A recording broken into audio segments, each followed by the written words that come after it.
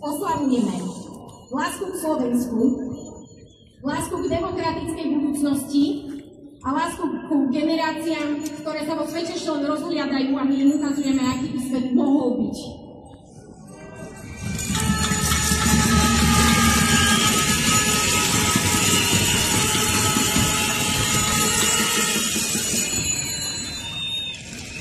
Keď sa tak na vás pozerám, okrem toho, že teda ako obvykle budeme aj dnes večer svetlonosy, tak ja som chcela, aby sme teda boli aj láskonosy. A my sme si pre vás pripravili takú veľmi peknú aktivitu. Zopakujeme vám to ešte niekoľkokrát. Po dnešnom pochode budeme vypisovať poslancom a poslankyňam, ktoré sú v koalícii a sú za Banskobystrický kraj Valentínky. Túto pohľadnice nám budete môcť napísať svoj odkaz každému jednému z týchto 8 ľudí.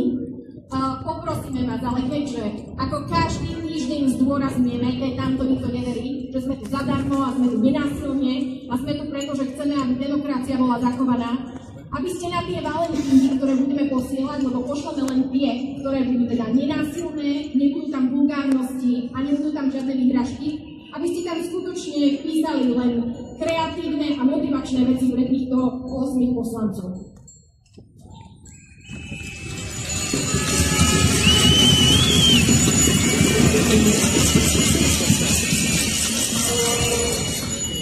Opäť vám pripomeniem, alebo vyzvem vás, aby sme zostali slušní a pokojní počas celého prejavu, pretože akékoľvek prejavy nenávisti oslabujú naše posolstvo. My neprotestujeme proti Slovensku, ale protestujeme za Slovensko, lebo Slovensko si nedáme.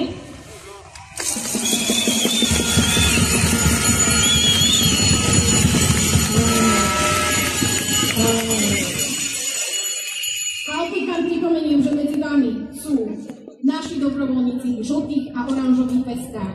Dnes majú pre vás nové odznaky, ak by ste o ne mali záujem. Všetky dobrovoľné príspevky, ktoré nám dávate, sú na to použité, aby sme sa tu mohli stretávať každý týždeň, pretože